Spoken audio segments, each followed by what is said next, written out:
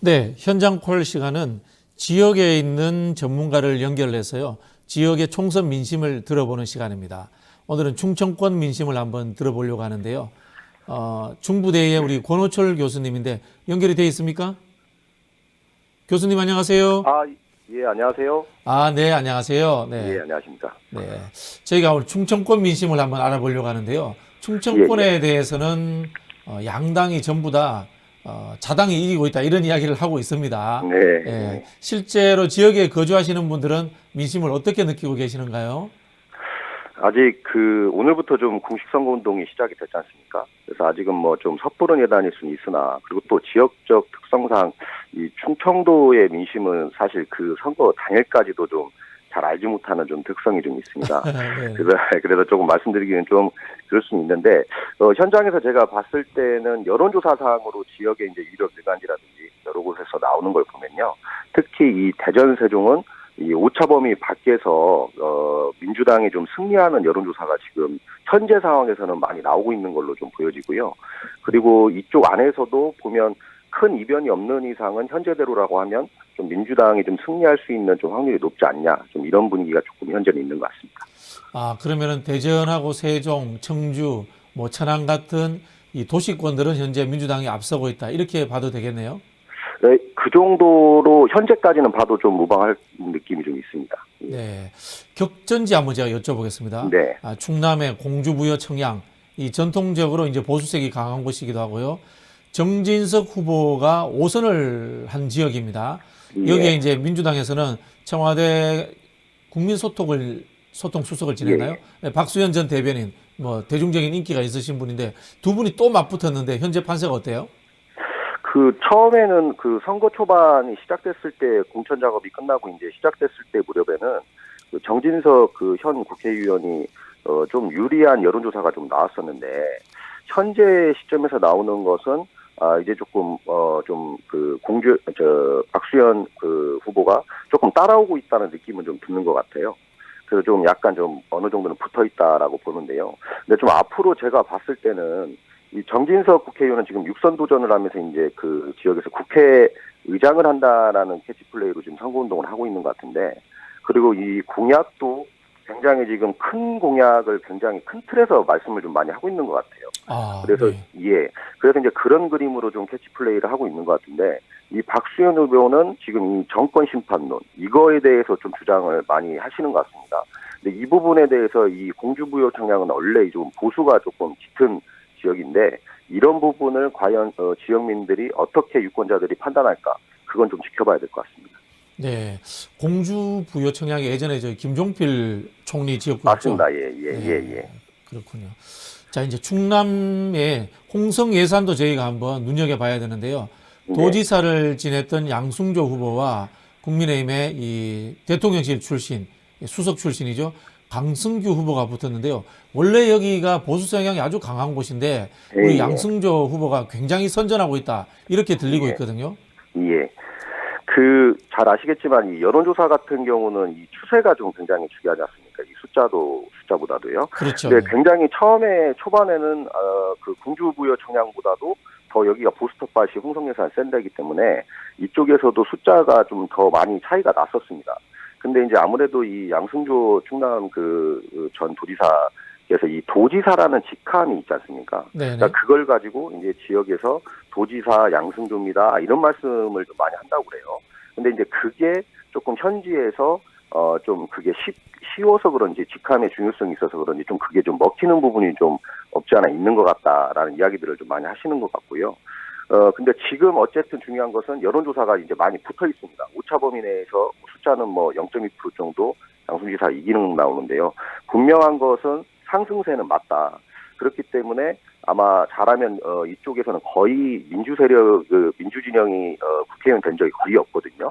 근데 이번은 조금 이변이 발생할 수도 있다, 이렇게 보여집니다. 네, 양승조 후보의 선전을 기대하겠습니다. 저도 여기 약간의 기여는 있습니다. 이게 왜냐면요, 우리 양승조 후보가 도지사 시절에 홍성에 혁신도시 지정을 요구했습니다. 이게 충청권에서 내포 혁신도시라고 하더라고요.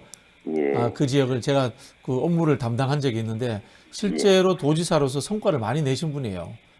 예, 맞습니다. 그래서 그의 진정성이 아마 지역에서도 쉽게 좀 이게 지역구로 옮기는 거는 있지만 그 부분이 쉽게 받아들여지는 이유가 좀 거기에 있다고 보여집니다.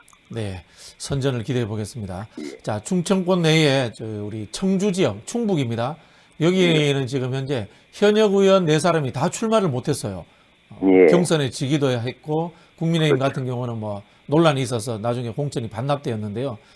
지금 이 4석이 되는데 여기에는 지금 어떻게 결과가 나올까요? 현재 흐름은 어떻습니까? 그 지역의 여론조사에 나오는 걸로서는 그래도 국민의힘이 조금 유리하게 작용을 하는 것 같아요. 아니, 그 민주당이 좀 유리한 거는 같습니다. 아, 네네. 근데 지금 그 지역은 지금 이 정우택 그 국회 부의장의 그 여러 가지의 그런 그 문제로 불미스러운 지금, 사건으로. 예, 네. 불미스러운 사건으로 좀 문제가 됐지 않습니까?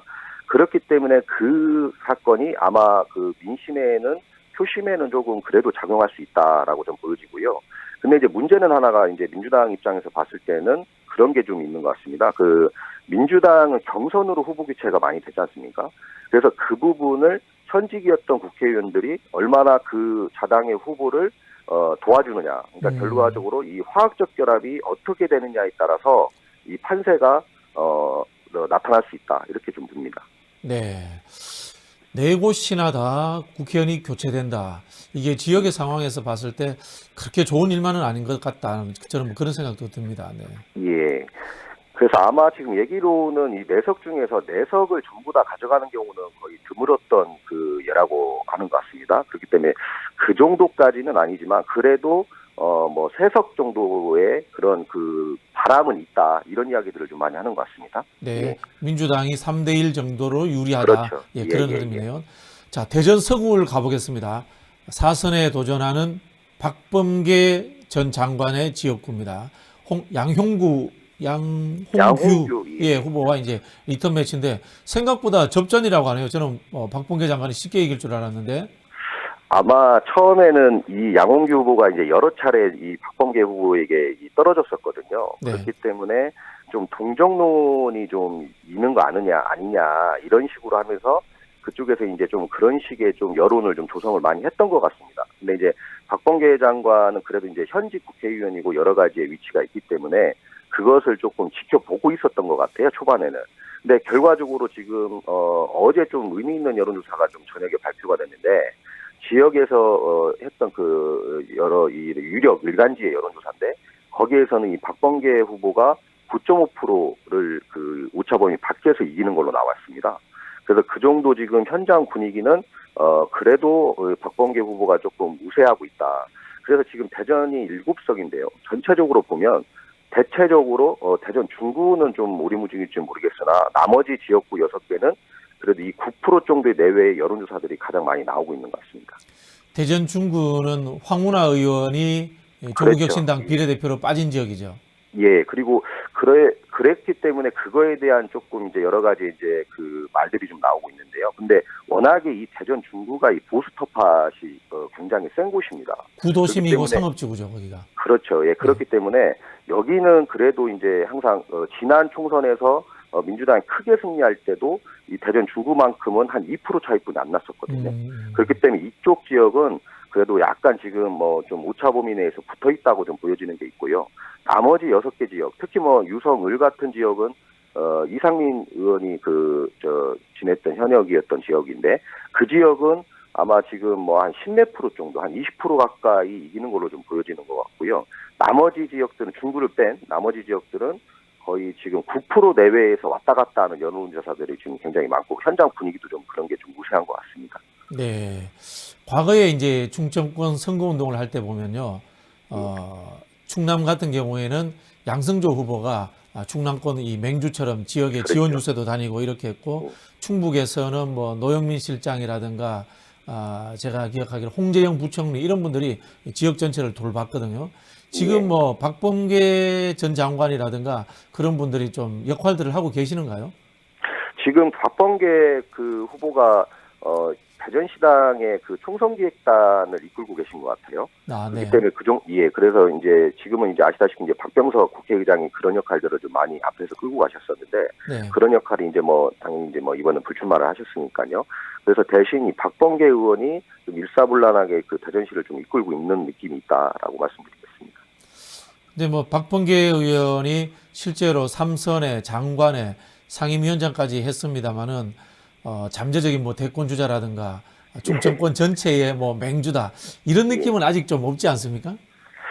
이번에 만일에 사선에 도전에 성공을 한다면 현재까지의 분위기보다는 조금 더 현실적으로 받아들일 수 있는 분위기가 좀 형성될 수 있다라는 느낌은 좀 있습니다. 네. 그럼 저기 박범계 의원 쪽에서는 선거 전략으로서 그런 이야기들을 꺼내고 있나요, 혹시? 원래는 처음에 이 국가전략가라는 이런 캐치플레이로 좀 선거운동을 진행하는 걸 보면 좀 그런 그림이지 않았을까 싶은데, 네. 현재는 이 국가전략이라는 표현을 않고 민생전략 이런 표현을 좀 하시는 것 같더라고요. 그렇기 때문에 좀 그거에 좀 방점을 두면서 좀 큰 그림을 보지 않나라는 느낌이 좀 있습니다. 네. 뭐 어쨌든 민주당의 그 주요한 정치인이시니까 뭐 예. 선전하시기를 한번 기대해 보겠습니다. 네. 네, 예. 자, 세종갑 이야기 안 할 수가 없어요. 아주 재밌게 됐는데 네, 예, 민주당 후보였던 이영선 후보가 공천 취소가 돼서 민주당 후보가 없습니다. 여기 지금. 예, 그래서 지금 유재화 국민의힘 후보와 김종민 새로운 미래 후보가 양자 대결을 펼치게 됐습니다. 예. 자, 여기 민주당 후보가 안 나오면은 당장 누구한테 유리합니까? 사실 민주당의 이 고정 지지층들은 이 사람이 아니라 좀 이 당을 보고 좀 그래도 유독 이렇게 뭐 국민의힘의 지지자도 마찬가지일 수는 있지만 사람이 아니라 이게 당을 보고 찍는 형상이 좀 많이 있기 때문에요. 정당 투표를 한다. 그렇죠. 예, 그렇기 때문에 지금 이영선 후보가 없다고 그래서 김종민 의원이 지금 민주당 탈당으로 새로운 미래로 나와 있지 않습니까? 네. 그렇다고 그래서 이분에게 그 표가 간다라고 보이지는 않고요. 아마 이런 상황이 되면 민주당의 지지층들은 아마 투표장에 안 가는 현상이 좀 일어날 것 같습니다. 그렇기 때문에 그걸 가지고 반사이익으로 이 김종민 의원이 그 민주당의 표를 업어갈 수 있다라고 저는 보진 않습니다. 그렇게 되면은 유재화 국민의힘 후보가 당선 가능성이 높아지잖아요. 현재로서는 그렇습니다. 그래서 좀 그런 일이 좀 없었어야 되는데 사실 이 부분에 대해서는 민주당이 이영선 후보가 원래 대전 서구갑에 공천을 신청했던 사람입니다. 네. 그런데 이제 갑자기 이제 세종으로 해서 다시 이제 옮겨갔다가 이제 경선으로 후보가 됐던 부분이 있었는데 좀 그런 부분을 좀 확실하게 더 챙겨보지 못했다라는 부분에 대해서는 조금 아쉬운 부분이 좀 있습니다. 최근에 김종민 새로운 미래 후보가 김어준 씨가 진행하는 방송에 뭐 전화 연결도 하면서 민주당에 대해서 본인이 이제 사과한다, 당원들에게 사과한다 그런 이야기도 했고요. 물론 뭐 표를 의식하는 행동이었겠죠. 그 나름 러브콜을 보내고 있는데 거기에 대해서 민주당 당원들과 지지자들의 뭐 감정이 다시 좀 회복된다거나 그럴 가능성은 없을까요? 저는 오히려 그게 더 궁색할 수 있다라고 좀 보여지고요. 사실 지금 이영선 후보가 그런 사태가 있지 않았었다라고 하면은 과연 그분이 그런 말을 했을 거라는 생각에 대한 의구심이 좀 있습니다. 그렇기 때문에 아까 좀 말씀드렸던 것처럼 이 고정에 이제 계시는 분들께서는 아쉽지만 이번만큼은 아마 투표장에 안 가시는 현상이 일어나지 않을까. 세종 갑인만큼은요. 그래서 좀 그런 게 조금 아쉬운 부분이 있다라는 말씀을 다시 한번 드립니다. 뭐 계속 이어서 만약에 김종민 후보가 내가 당선되면 민주당에 복당하겠다.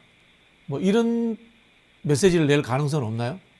저는 있다고 보여지는데요. 네. 근데 지금 현재 이 지역에서 나오는 여론조사의 지표를 좀 보면 지금 대부분 새로운 미래의 후보들이 이 정당 지지율 정도인 3% 정도밖에 가져가고 있지 않는 현상이 좀 일어나고 있거든요. 그렇기 때문에 그게 과연 효과가 있을까요? 그렇게 말을 한다고 해서요.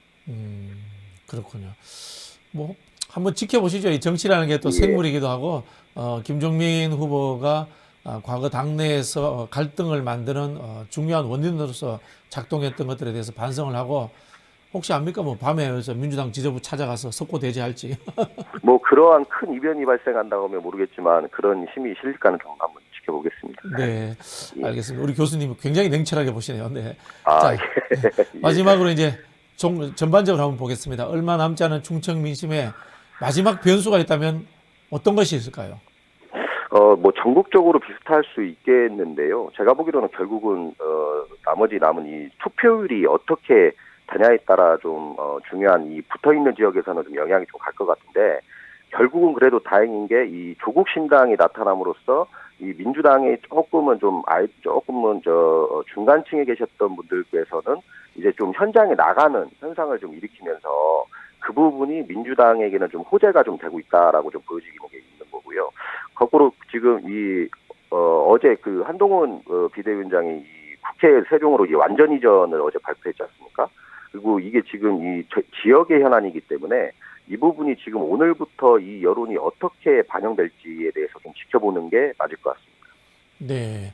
어쨌든 간에 지역의 입장에서는 국회의 완전 이전, 그리고 좀 더 나아가서 이 청와대죠. 과거 이제 대통령실까지 이전해서 수도가 완전히 이전되는 느낌을 주는 것.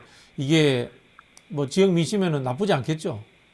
근데 뭐 당연히 나쁘지 않는 일이고 하루속히 빨리 이행돼야 될 일은 맞습니다. 근데 다행인지는 모르겠지만 이 대전 세종에 계시는 이 근접에 있는 충북까지 이 세종 이전은 지금 하루 이틀의 문제가 아니지 않습니까? 그렇죠. 원래 네. 실행이 있으면 될 문제인데 그거에 대해서 지금까지도 끌고 있는 거에 대해서 잘 알고 계시기 때문에 아마 이런 말을 한다고 해서 그냥 제 느낌상으로는 뭐 금방 속지는 않으실 것 같습니다.